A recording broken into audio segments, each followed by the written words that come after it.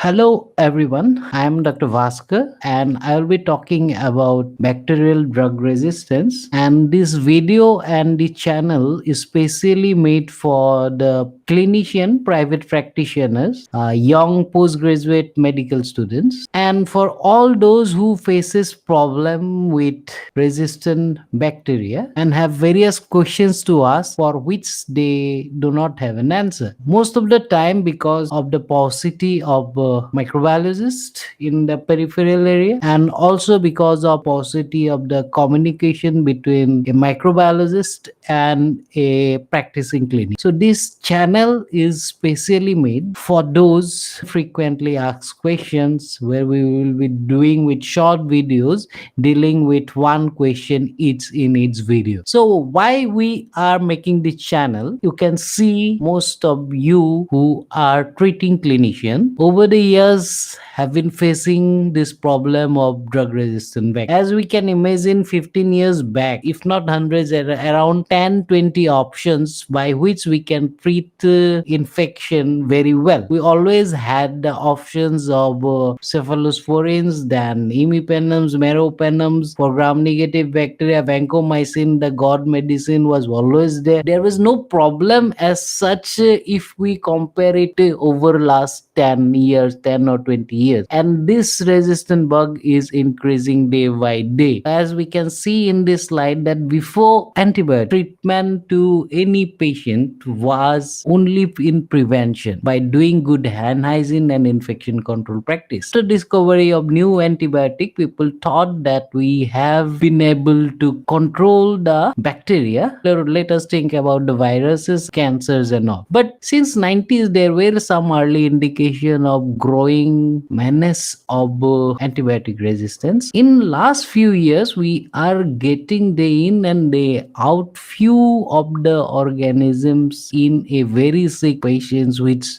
do not have any options. Because of this, the importance of culture and sensitivity is increased by many fold in over last 10 and 20 years because of the paucity of the microbiologists and paucity of the interaction between clinician and a clinical microbiologist. There are hundreds of frequently asked questions which keeps on pondering, and today we will be dealing with what is a correct reporting in case of culture and sensitivity report. Before we go to what is a correct report of culture and sensitivity, let me tell you in brief about what happens and what is this culture and sensitivity is all about. All the samples that you suspect that contains some organism are being sent to the lab where it is inoculated in various media. If it grows, then in next 24 hours our duty is to know what is the organism and what are the antibiotic that will be effective in this. And there are frequently asked question in each step, one question at a time. What happens in AST or antibiotic sensitivity test? A brief idea that we put some antibiotic disc and grow the bacteria in a culture plate, and if the antibiotic diffuses out and there is a clear zone, then we will call it as sensitive, and if the bacteria grows around the antibiotic, then we will call it sensitive. There is other method also, MIC method, where the antibiotic is used in a serial dilution, then bacteria is inoculate inside those test tube of antibiotic,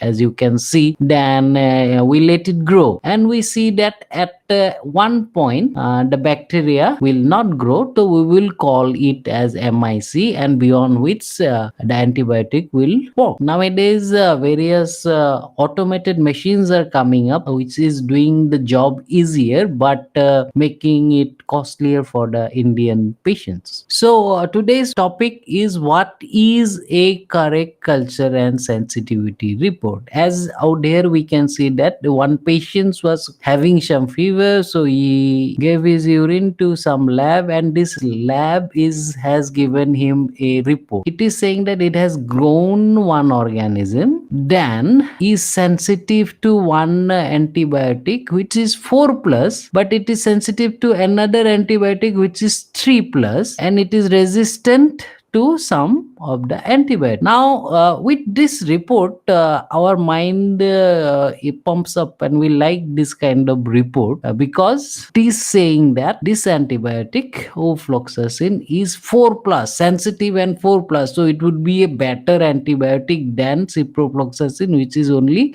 a 2 plus sensitivity. Then that patient, if it went to some other lab, then other lab is giving the report like this: only R means resistant, means that antibiotic will not act. Only S, that the antibiotic will work in this patient. Now many people are angry with this kind of report because you are not saying which antibiotic is more sensitive to this isolate and which antibiotic is less sensitive. Out there in report 1, we can see that we can report like sensitive 2 plus 3 plus, or if we want to make it better, give the zone size also, that it is having 18, 16, 12. So definitely that zone size of 20 would be a better antibiotic than the zone size of say only 12. Only RN says sensitive and resistant. So which one is a correct report? So let me tell you the fact that these two reports are wrong, whereas this report is correct. But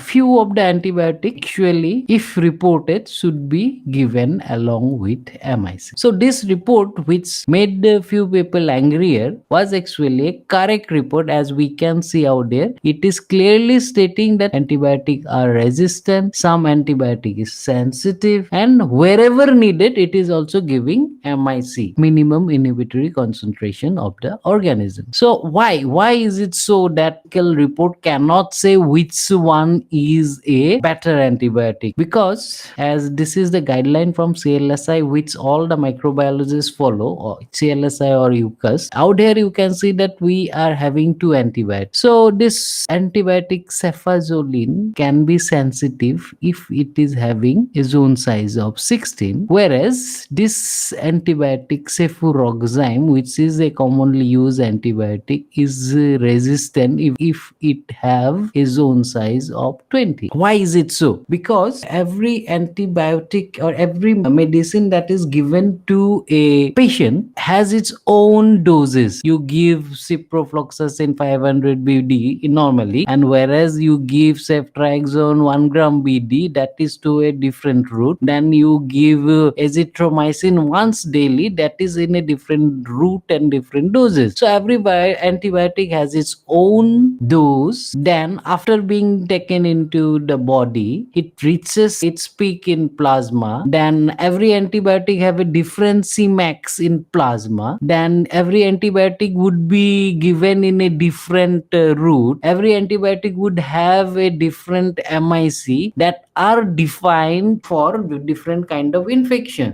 Then every antibiotic has its own PKPD value. Then how can a sample being sent to laboratory, by looking at the organism, one can say that X antibiotic will be better 3 plus sensitive, whereas Y antibiotic will be that is with a 2 plus sensitivity. These all things, this decides the breakpoints of the antibiotic inside the what is the organism that is causing infection, where is the site, what is the drug, what is the dose that we give to the patient, by which route, and how it is concentrated, and where it is degraded, whether it is secreted by kidney or whether it is secreted by liver, then whether the organism is from the community or hospital. So all those things will decide actually which one will be a better antibiotic. So this breakpoint methodology is not decided inside lab looking at the mere culture plate. All over the world, there are two central bodies chiefly, that is the Clinical Laboratory Standard Institute, CLSI, previously which was called as NCCLS, and second one is European Committee on antimicrobial susceptibility testing, better known as UCAS. They have a systematic method of reviewing how a sensitivity test to be done. Then every year they come up with their zone size with the normal doses that are already defined in the textbook and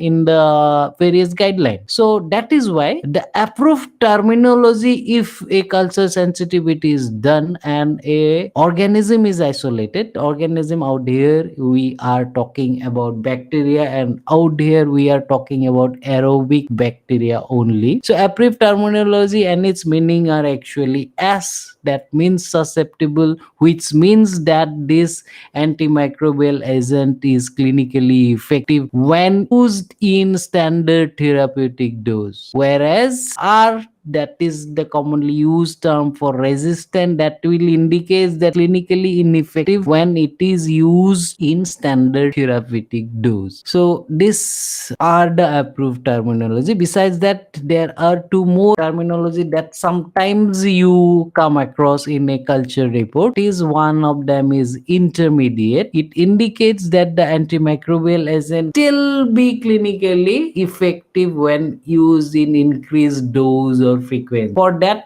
what is the site of the localization of the infection, then how the drug is absorbed and all. Besides that, there is another new terminology that some of you might have come across in some culture report, that is SDD, or susceptible dose dependent. That means there has been trials and it has confirmed that antimicrobial agents can be clinically effective when used in increased dose or frequency if the patient's vital parameter permit. So what is the difference between intermediate and SDD is that in intermediate we are yet to have some clinical trial, whereas in SDD clinical trial has proved that in increased dose it might be. So these are the approved terminology in a culture sensitivity report. One is susceptible, means you can use the drug. One is resistant, the organism is resistant. Intermediate, that can be effective in